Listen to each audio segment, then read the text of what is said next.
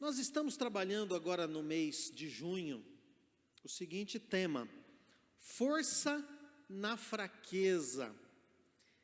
E nós estamos tirando lições, ou estamos vendo lições que personagens bíblicos que viveram situações de isolamento tiveram, lições que eles aprenderam em situações de isolamento, como muitos de nós estão vivendo. Muitos de nós estão passando por situações de isolamento. Então, eu tenho certeza que nós vamos aprender com as lições desses nossos irmãos. E eu tenho iniciado essas nossas meditações perguntando, fazendo com você um exercício mental e perguntando: que palavras você usaria para descrever esse tempo em que nós estamos vivendo? Provação, tribulação, aflição, privações, angústias, sofrimento. Que outras palavras você usaria para descrever a situação que todos nós estamos vivendo? Por causa do distanciamento social, muitos têm ficado isolados da vida comum, da vida normal, não têm tido um estilo de vida como tinha antes. Isso pode ser difícil para alguns, cansativo para outros e até estressante para a maioria. Mas Deus pode usar essas situações para nos fortalecer. Deus pode usar tudo isso que está acontecendo no mundo, tudo isso que está acontecendo comigo e com você. Deus pode usar essas situações para nos fortalecer. E eu queria compartilhar um versículo que tem nos acompanhado durante toda essa série. Hoje é a última mensagem da série. Domingo que vem nós vamos começar uma série nova que nós já estamos preparando e que vai ser sensacional. Eu estou empolgado, eu estou animado de verdade com essa série nova, porque ela vai nos trazer desafios a cada um de nós como igreja, desafios que vão, se nós aceitarmos esses desafios, nós vamos crescer muito, nós vamos ser muito edificados. Mas o texto que eu queria compartilhar é 2 Coríntios 12:10. Na tradução revista e atualizada, que é aquela tradução mais antiga, diz assim: por isso sinto prazer nas fraquezas, nos insultos, nas privações, nas perseguições, nas angústias, por amor de Cristo, porque quando sou fraco, então é que sou forte. É o testemunho do apóstolo Paulo que sofreu tanto, que passou por tantas dificuldades, e ele diz que ele sente prazer nessas fraquezas e em todo esse sofrimento. Por quê? Porque ele percebeu que quando ele está fraco, é que ele fica forte. Vamos ver o mesmo versículo na Nova Tradução da Linguagem de hoje. Eu acho que vai nos ajudar a entender melhor o que Paulo está dizendo. Ela usa uma linguagem mais do nosso dia a dia. E ele diz assim: eu me alegro também com as fraquezas, os insultos, os sofrimentos, as perseguições e as dificuldades pelos quais passo por causa de Cristo. Porque quando perco toda a minha força, então tenho a força de Cristo em mim. Você já sentiu isso? Você já sentiu? Perdi as minhas forças. Você fala para alguém: olha, eu não tenho mais força para nada. Ou você fala para Deus: Deus, eu não tenho mais força. E Deus vai virar para você e falar: pois agora eu posso dar a minha força para você. Agora você vai tirar força da fraqueza, porque o poder de Deus se aperfeiçoa na nossa fraqueza. Hoje nós vamos conhecer a experiência de mais um personagem bíblico que num momento de isolamento recebeu forças em uma situação de fraqueza. E o personagem que vai nos ajudar hoje a entender essas verdades bíblicas é João. O relato de João, a experiência de isolamento de João João, que foi apóstolo de Jesus, irmão de Tiago, filho de Zebedeu. A experiência que João passa está no livro do Apocalipse. E essa experiência começa assim, Apocalipse capítulo 1, versos de 1 a 3. O texto diz assim: neste livro estão escritas as coisas que Jesus Cristo revelou. Deus lhe deu esta revelação para mostrar aos seus servos o que precisa acontecer logo. Cristo enviou seu anjo para que por meio dele o seu servo João soubesse dessas coisas. João contou tudo o que viu, e aqui está o que ele contou a respeito da mensagem de Deus e da verdade revelada por Jesus Cristo.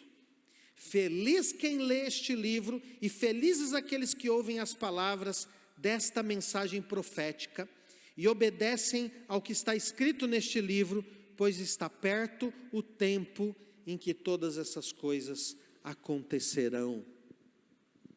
O livro do Apocalipse é um livro que aparentemente é difícil de entender.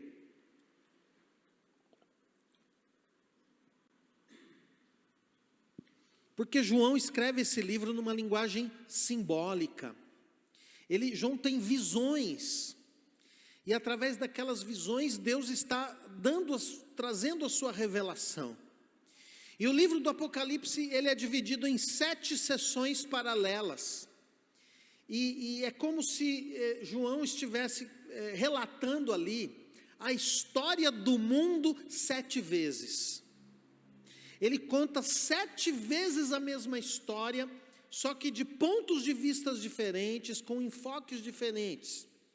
Por isso que nós temos assim um pouco de dificuldade de entender esse livro da primeira vez. E hoje eu não vou conseguir estudar o livro todo, eu não vou conseguir passar para você a tradução de todos os símbolos, a explicação de todos os símbolos. Nós vamos fazer isso ainda mais para frente, possivelmente numa quarta-feira, em que nós estamos fazendo exposição bíblica. Mas hoje eu quero dar uma pincelada nisso. Eu quero trabalhar apenas um texto, e nesse texto nós vamos conversar no seguinte tema: 3 perguntas que nos ajudam a entender a experiência de João. E nós vamos ver como a experiência de João pode nos ajudar. A primeira pergunta que eu faço para você, para que você pense comigo, e para que nós possamos entender essa experiência de João. Eu pergunto para você: o que nos enfraquece? O que é que enfraquece você? O que é que tira as suas forças? O que é que faz você se sentir fraco? Quando João escreve o Apocalipse, ele está com quase 100 anos de idade. Ele é o último dos apóstolos vivos. Todos os outros apóstolos morreram de mortes violentas. E João é o último que sobrou. E nessa época o Império Romano está perseguindo a igreja. Então como é que é a vida da igreja? Os irmãos vêm para uma reunião e o comentário é: você viu fulano? Fulano foi preso. Olha, o nosso irmão fulano está sendo torturado. Olha, fulano foi jogado para os leões. Fulano foi cerrado pelo meio. A cada dia em que a igreja se reunia, alguém estava faltando. Alguém estava faltando porque havia se tornado vítima dessa perseguição. Você não acha que isso era um motivo de tristeza? Você não acha que isso era um motivo de medo? Você não acha que isso era um motivo de fraqueza para a igreja? E até mesmo para João. João, nos seus últimos dias antes de ser preso, ele foi pastor da igreja de Éfeso. E conta a história da igreja que João cuidou de Maria, mãe de Jesus, até o fim da vida dela. Porque o Jesus pediu isso para ele quando estava na cruz. E João era um homem respeitado, era um homem amado, um homem assim violento, um homem genioso, um homem vingativo, mas que transformado pelo Evangelho se tornou doce, amoroso. As suas atitudes se tornaram atitudes amorosas, tanto que ele escreve: filhinhos, amados, queridos. Ele era amado pela igreja de Éfeso, mas ele foi preso. E ele foi preso nessa época, nessa circunstância em que a igreja estava sofrendo perseguição. E como será que não estaria o coração de João, vendo as suas ovelhas, uma a uma, sucumbirem à perseguição? E então ele, no meio de todas essas notícias desanimadoras e preocupantes, ele é preso, e é exilado numa ilha. A ilha de Patmos era uma espécie de colônia penal para os inimigos do Império Romano, porque a mensagem que a igreja pregava era uma mensagem subversiva. A mensagem dizia que havia um único Senhor, que é Jesus Cristo, e portanto não é o imperador romano. E João então é preso por causa dessa pregação, ele é preso por causa do testemunho de Jesus Cristo. Ele vai para essa ilha presídio, e ele vai para essa ilha para nunca mais voltar ao convívio social normal. Como você se sentiria no lugar de João? Saber que nunca mais você ia ver os seus familiares, nunca mais você ia ver os irmãos da sua igreja novamente, e você estaria ali naquela prisão, naquela ilha prisão, para ficar ali até morrer, exilado. João pode ter pensado: minha vida acabou, a igreja acabou, a igreja está sendo tão perseguida, não vai sobrar ninguém, não vai sobrar, o evangelho acabou, a mensagem do evangelho vai morrer, o evangelho não vai alcançar as nações, o evangelho não vai alcançar os povos. Eu penso que num primeiro momento os pensamentos que passaram pela mente de João foram esses. Eu consigo imaginar João ali naquela ilha, bem triste, isolado ali do mundo, talvez até angustiado e deprimido, olhando para o horizonte e pensando: tudo aquilo pelo que eu vivi não deu em nada. Então aparece um anjo para ele. É interessante como nos momentos em que nós estamos mais abatidos, é interessante como nos momentos em que nós estamos mais deprimidos, Deus coloca alguém para nos dizer uma palavra de encorajamento, para nos fazer uma oração e para nos incentivar. E Deus então manda um anjo ali, porque não tinha como mandar outra pessoa. Eu penso que talvez, se fosse possível enviar outra pessoa, Deus enviaria, mas não tinha como. Então Deus envia um anjo, e o anjo diz assim para João: João, preste atenção, que o Senhor Jesus me enviou para te revelar umas coisas que vão acontecer. E o anjo diz: escreva o que você vai ver. Por quê? Porque aquele livro ia ser levado para fora da ilha. João não ia sair mais, mas o livro iria. O livro iria contar para os cristãos remanescentes o que Deus estava planejando, o que iria acontecer. E João então começa a ter uma série de visões, e a gente começa a ler aquelas visões, e nós ficamos ali admiradíssimos com aquelas coisas tão fora do comum que João vê. Mas tudo aquilo tem significado, tudo aquilo tem sentido. E a primeira visão que João tem é uma visão do céu. Uma porta se abre no céu, e o que João vê no céu? Um trono. E no trono está o Criador ali. O seu rosto brilha mais do que o sol. E o Criador, se ele está no trono, trono significa governo. Deus governa a história, apesar de toda a bagunça que os homens têm feito. Deus está no trono. Ele governa a história.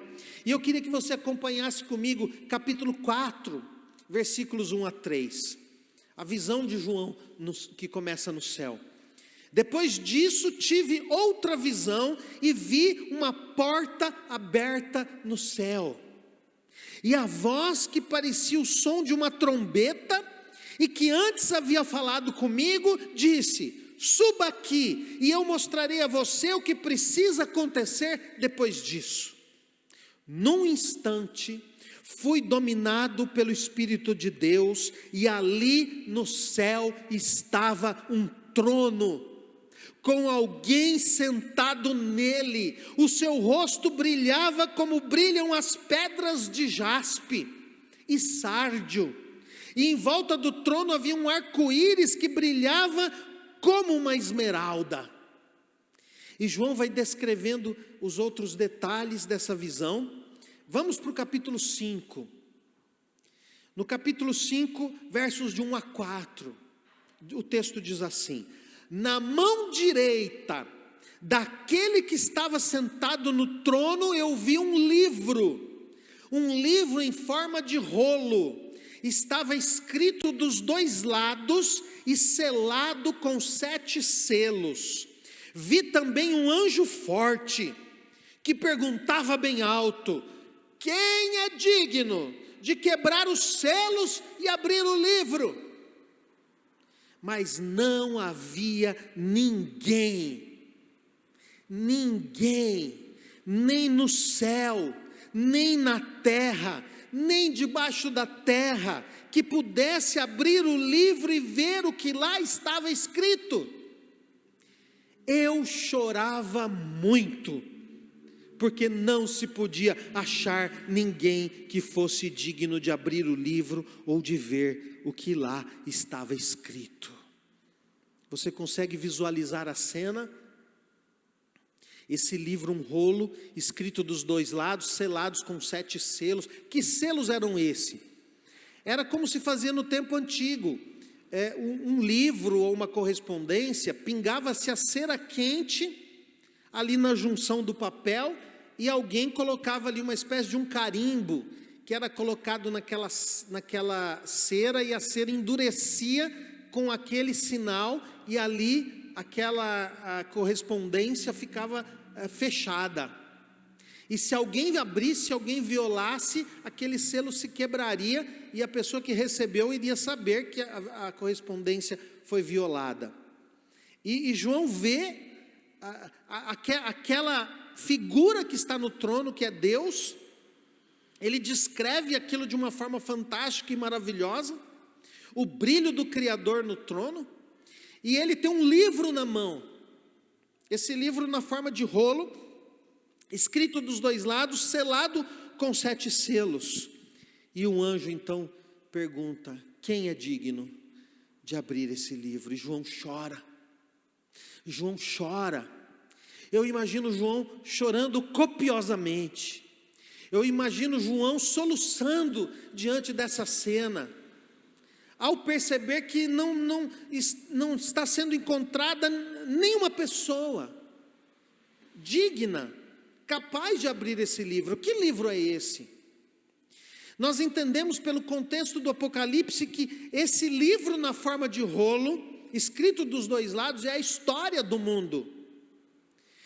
Para abrir o livro, a pessoa digna de abrir o livro é aquele que vai dar sentido para a história, e que vai conduzir a história no seu caminho, no seu desenvolvimento, até o ponto em que a história precisa chegar. E por que João chora?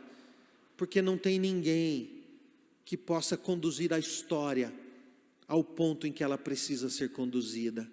Não tem ninguém que possa revelar o verdadeiro sentido de tudo isso. O homem tem perguntado sobre quem ele é no universo. O homem tem perguntado sobre quem ele é e qual é o sentido de todas as coisas. O homem, o Criador, a criação, o sentido de todas as coisas está revelado nesse livro. E João chora. Ele chora, ele está nessa ilha. Ele está triste. Ele está decepcionado. E agora, quando ele tem uma visão do céu, agora quando aparece o livro, quando aparece a oportunidade, não tem ninguém. Por que não tem ninguém que pode tirar os selos e abrir o livro? porque não tem ninguém digno em toda a humanidade. A história humana, ela é um grande caos. A história humana é uma história marcada por muitas calamidades, guerras, lutas pelo poder e pelo dinheiro, doenças, destruição da natureza, sofrimento e dor. Esse é o resumo de toda a história humana. Em todos os tempos, em todas as épocas, o mundo conduzido por nós mesmos é um caos. O mundo conduzido pelo homem que virou as costas ao seu Criador e decidiu seguir o seu próprio caminho é uma bagunça. O anjo ainda vai mostrar para João, nas passagens seguintes, quais são as forças malignas que operam no mundo, quais são os agentes dessas forças malignas. O anjo vai revelar para João o poder político, representado pela besta que emerge do mar. O anjo vai mostrar para João o poder religioso, representado pela besta que emerge da terra, ao lado do seu falso profeta. O anjo ainda vai revelar para João o sistema econômico e cultural alienado de Deus, a grande Babilônia. E ele retrata esse mundo confuso, esse mundo bagunçado por todos nós. As calamidades vêm sobre a humanidade, mas nem assim os homens se arrependem das suas idolatrias, das suas feitiçarias, das suas maldades, do seu egoísmo, da sua arrogância. A humanidade não encontra sozinha o caminho da justiça e da paz. Nenhuma ideologia, nenhum governo humano, nenhum líder mundial tem a solução para essa bagunça que nós mesmos fizemos. Não tem ninguém para abrir o livro e conduzir a história ao seu desfecho. Então João chora. Esse é um momento dramático. João está chorando, triste, deprimido, sem esperança, achando que a sua vida não fez sentido, que todo o seu esforço na vida foi em vão. Diante desse quadro, João perde as esperanças. E então eu pergunto para você, o que é que nos enfraquece? E nós poderíamos responder, o sofrimento nos enfraquece, e esse sofrimento pode ser na forma de perseguição, na forma de perdas, e tantos outros tipos de sofrimento. O isolamento nos enfraquece. João estava preso, se sentindo fraco ali naquela prisão. A decepção nos enfraquece. Quando a gente achou que as coisas iam ser de um jeito e não acontecem como a gente esperava, e você olha e você pensa, está tudo perdido. Todas essas coisas nos enfraquecem. Mas eu quero perguntar para você, quero fazer uma segunda pergunta: o que nos fortalece? O que nos fortalece? A nossa força vem da revelação de Deus, a nossa força vem da palavra de Deus. Esse mundo parece que não tem solução. Algumas pessoas olham para a sua própria vida, para os seus próprios dilemas, para a sua própria situação e pensam, a minha vida não tem solução. Parece que a igreja não tem chance diante das forças do mal que operam nesse mundo. Cada vez mais a igreja tem sido alvo de perseguição.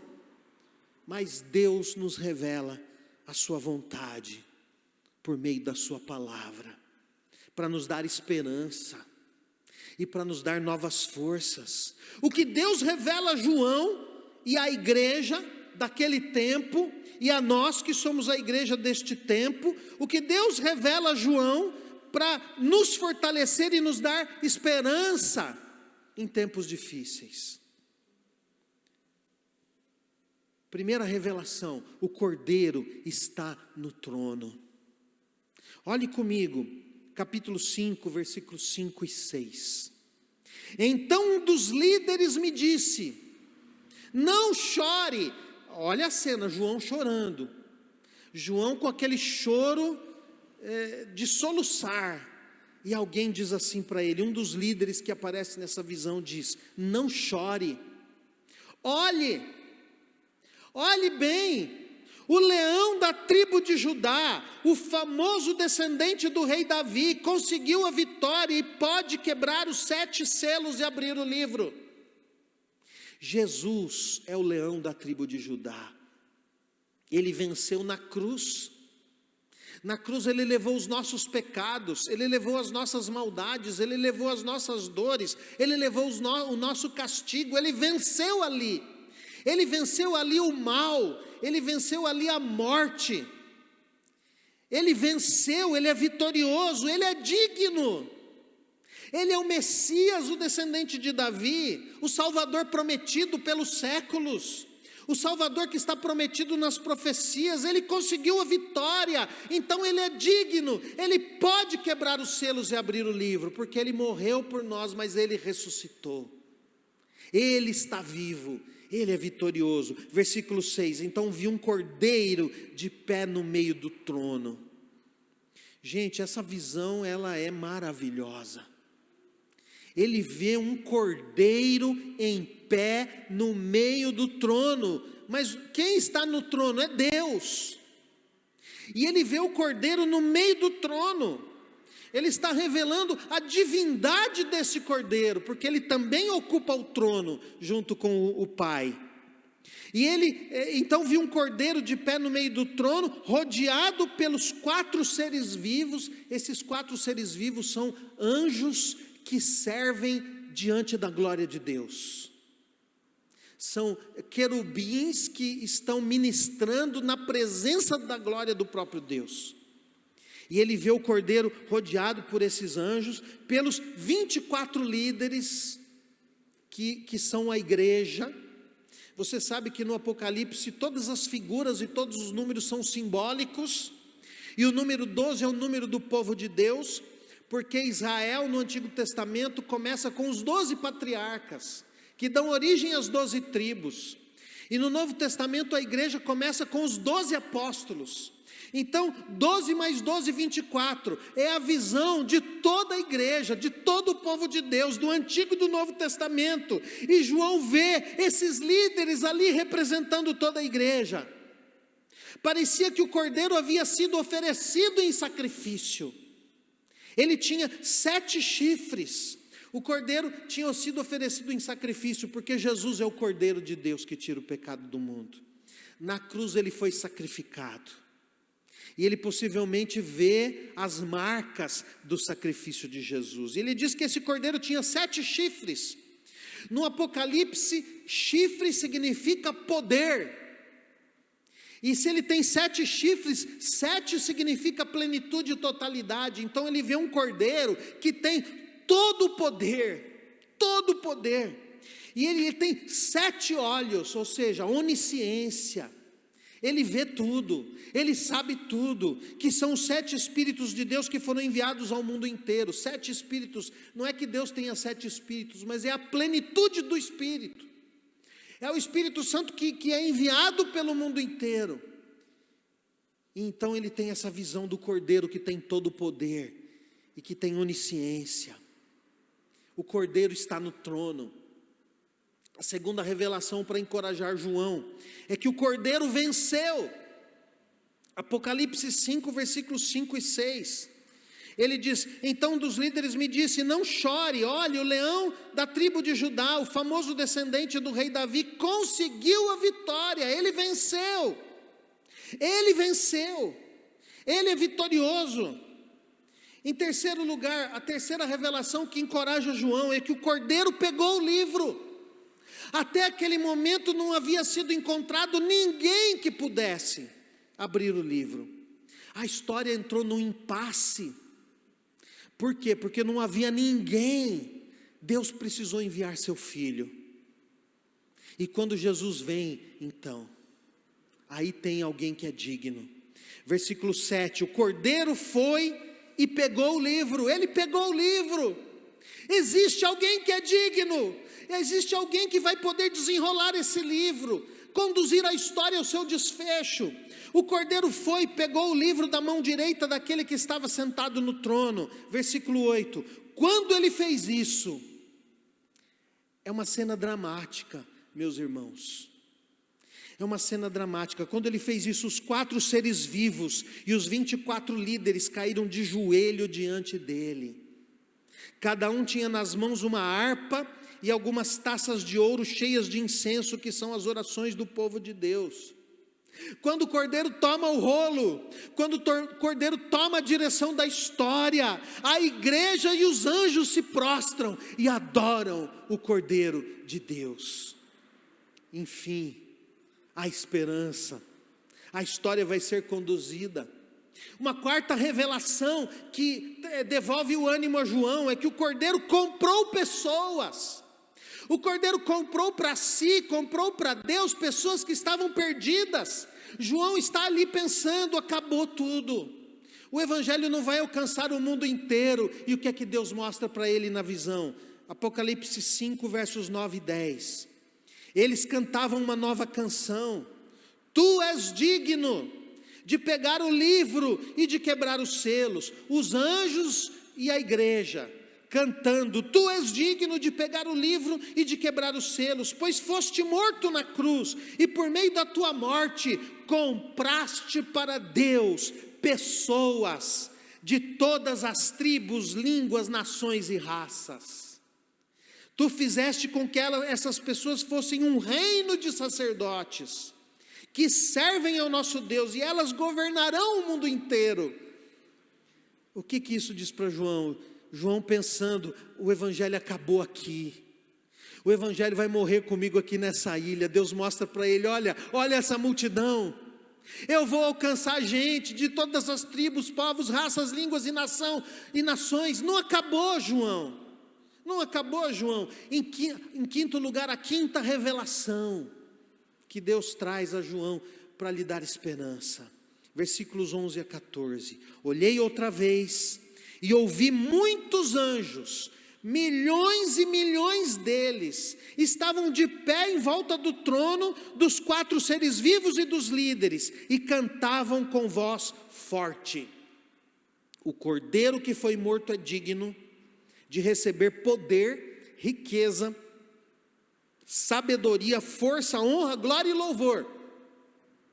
Então ouvi todas as criaturas que há no céu, na terra, debaixo da terra e no mar, isto é, todas as criaturas do universo, que cantavam: Ao que está sentado no trono e ao Cordeiro pertencem o louvor, a honra, a glória e o poder para todo sempre.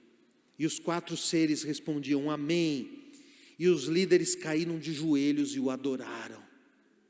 O que João está vendo aqui? O desfecho da história.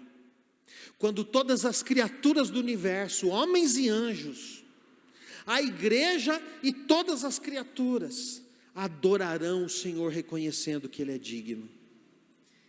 Isso dá esperança para João. Isso mostra para João que não acabou. Então, o que é que nos fortalece? O que nos fortalece é saber que o Cordeiro está no trono. O Cordeiro pegou o livro. O Cordeiro venceu. O Cordeiro comprou pessoas de todas as tribos, povos, raças, línguas e nações. O Cordeiro é digno. Ele está conduzindo a história. Quando a gente pensa que tudo acabou, quando a gente pensa que não tem mais esperança, quando a gente pensa que não tem mais jeito para a nossa vida, quando a gente pensa que a igreja não tem mais jeito, quando a gente pensa que tudo está perdido, o Cordeiro é digno. Ele tomou o livro, Ele está conduzindo a história, Ele vai levar essa história humana, essa bagunça toda que nós fizemos, Ele vai levar tudo isso a uma solução. E a terceira pergunta que eu faço para você: qual é a mensagem que nos dá esperança para continuar e não desistir, mesmo que esse seja um tempo difícil? Qual é a mensagem que não deixa a gente desistir? A mensagem é essa: no final vai dar tudo certo. Entendeu? Anote aí: no final vai dar tudo certo. O evangelho não vai morrer. Deus vai salvar uma multidão de pessoas de todas as tribos, povos, raças, línguas e nações. A salvação virá de Deus. A redenção desse mundo só virá quando Jesus voltar à terra. Aí então Deus vai estabelecer uma sociedade perfeita. A sociedade perfeita não é construída pelo homem, ela vem do céu. João vê a nova Jerusalém descendo do céu. João, você vai morrer nessa ilha, mas o evangelho não vai morrer aí com você. O Império Romano não vai conseguir acabar com a igreja, nenhuma ideologia vai, nenhuma pandemia vai. Deus vai terminar o que Ele começou. O evangelho ainda vai alcançar muita gente. O que é de Deus ninguém segura. A porta que Deus abre, ninguém fecha. Por isso, João, não chore. Por isso, João, não chore, há uma esperança. Olhe, João, o leão da tribo de Judá, o famoso descendente do rei Davi, ele conseguiu a vitória, e ele pode quebrar os 7 selos e abrir o livro. Jesus está vindo, ele vai reunir o seu povo, não haverá mais sofrimento, nem pranto, nem dor, ele vai enxugar dos nossos olhos toda lágrima. E todas as criaturas do universo o adorarão. E nós estaremos ali com essa multidão. Ele está conduzindo a história. A nossa vida não é um trem desgovernado. A história do mundo não é um trem desgovernado, embora pareça. A bagunça que os homens fizeram parece que não tem solução. Mas o Cordeiro, Ele vai conduzir a história ao seu desfecho. Então, qual é a mensagem que nos dá esperança para continuar e não desistir? No final, tudo vai dar certo. No final, tudo vai dar certo. Entendeu? Ele tem o controle da sua vida. Tenha esperança. Não perca a fé, não perca a esperança, continue lutando, sabendo que dele vem a vitória. O Senhor está no trono, e Ele é digno de conduzir toda essa bagunça ao seu desfecho, e Deus então reinará sobre toda a criação. Amém? Amém. Vamos orar. Feche os teus olhos. Senhor, diante de nós há pessoas que estão sofrendo. Diante de nós há pessoas sem esperança, há pessoas que perderam a esperança, há pessoas que estão chorando porque têm uma dor tão grande.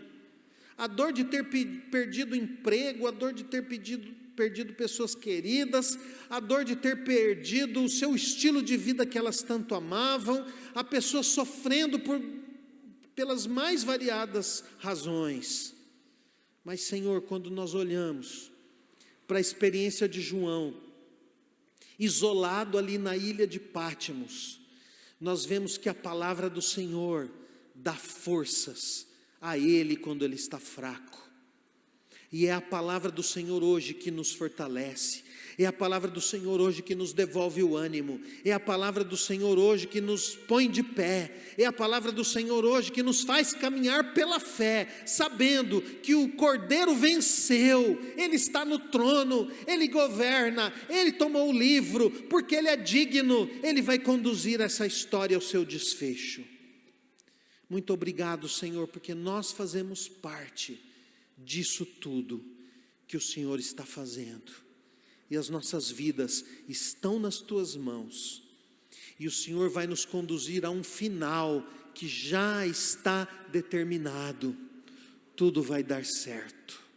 Por isso, Senhor, usa esta palavra para consolar, usa esta palavra para animar, usa esta palavra para encorajar os meus irmãos, e usa essa palavra para atrair aqueles que estão longe do Senhor, para que venham para perto do Senhor, para que venham conhecer o Cordeiro que venceu. Ele está vivo, Ele está no trono, Ele governa, Ele é digno, Ele está conduzindo a história ao seu desfecho. Louvado seja o teu nome, Senhor, porque é do Senhor e somente do Senhor que vem a solução para este mundo tão bagunçado. Obrigado, Senhor, por esta palavra. Ministra esta palavra nos corações. Usa esta palavra para encorajar, para dar forças para aqueles que estão se sentindo fracos neste tempo de isolamento. É o que nós te pedimos em nome de Jesus. Amém.